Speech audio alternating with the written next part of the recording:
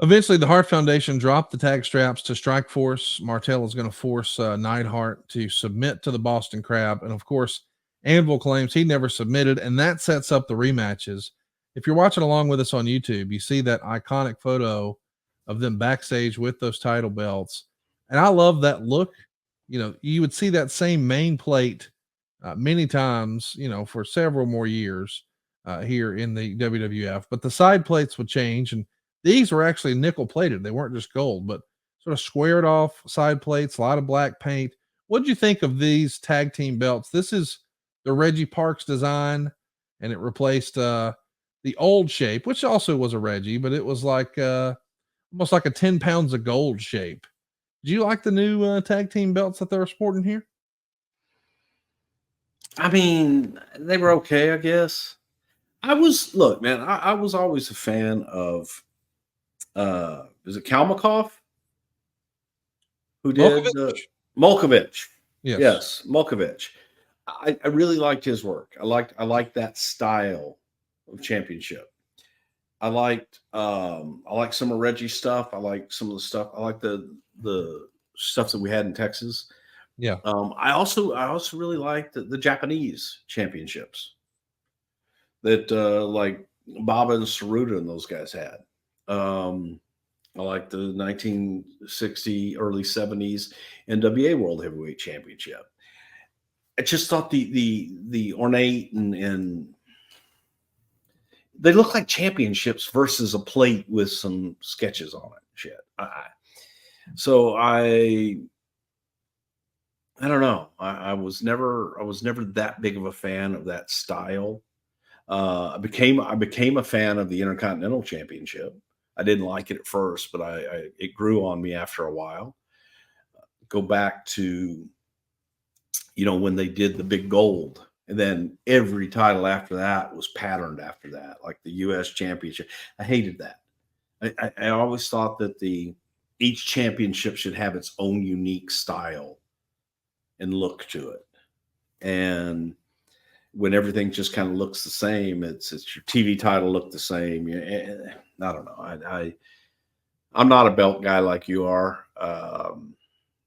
There's ones I really like, and then the rest of them are just not that crazy about them. I think the art form of giving someone the opportunity to create something unique, Yeah. that was gone because it became a template. Yeah. And I think that Reggie Parks was excellent at what he did, but then it became a template that was easy to copy for other people to copy, and they did. But even that's probably because of the expansion, right? I mean, the Sure, WWE got so hot, everybody absolutely, wanted their titles to look like those. yeah, Yeah. absolutely, and that's what I mean. But it's you go back and I just liked them unique. I just liked them unique, and to that point, those tag team championships were unique. I just didn't really care for them. Brett would write in his book that in this era, he would start drawing on the chalkboard these different funny cartoons. And this has become Mhm. something that we've seen later in life. He's posted some on social media and things like that. But what do you remember seeing of these drawings? And had you ever seen anything like that before in a locker room or a backstage area in all your time in wrestling? Not like that, no. And I think that Brett's artistry, really came through, and it was a high point. You would come into the locker room, and you would everybody would kind of gather around as Brett would create his art. You'd come in and out and see what Brett would create for the evening. Strongbow, Chief J Strongbow was often the foil in a lot of Brett's artwork. And that was always entertaining, especially if Chief was the agent producer for that evening. He would come in, oh, what you do, Stu? Boy, that's real funny, Stu. And it always was. It was very entertaining. Probably couldn't share on social media these days, but they were always inside, and extremely, extremely well done and extremely entertaining. And it kind of took the edge off when you're on the road that you could think about, okay, when I get to the building tonight, what's Brett going to come up with tonight? And that was kind of Brett's way, I think, of relieving stress. But man, nobody was safe.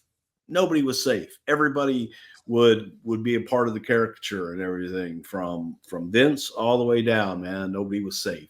They all got put in the in the cartoons with Vince. So it was good stuff. You actually interviewed the Hart Foundation at a WWF show in Houston on November 6th, where the Hart Foundation are going to challenge Strikeforce in Houston the following month. You're new to the territory here and trying some different roles out.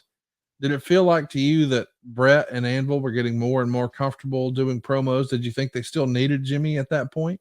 No, I thought we all sucked. Okay. Probably except for Jimmy. I know I did. And I needed help bad. So when you're dealing with a Hulk or a Savage or even a Honky Tonk or DiBiase, it's easy, Ted DiBiase will be facing Hulk Hogan. Boom, and give him the microphone, and they carry the interview. And I had not really, I didn't have the skills. And man, I was so green at that point. I was wrapped up in my own head, thinking about play-by-play, which I did not do well. Okay, now I'm going to go back to, I'd always done the interviews and stuff. I'd always done the market-specific stuff for Mid-South and UWF. This was different. This was an actual interview. I had to get things out of them, and it was like pulling teeth. Jimmy was great, and Jimmy would carry most of it. But as far as myself and Brett and Neidhart, yeah, we pretty much were the shits. It was a blind leading the blind there. And I look back on that time, you asked me about that. I'm sitting there going, wait a minute, I interviewed Brett and Neidhart. I try to forget some of those things because I was put in a position I wasn't ready for, didn't have the skill set to do. And just, you fake it till you make it, and just kept on doing what I was put in and until it went away. So that, yeah, I forgot I even did that with it.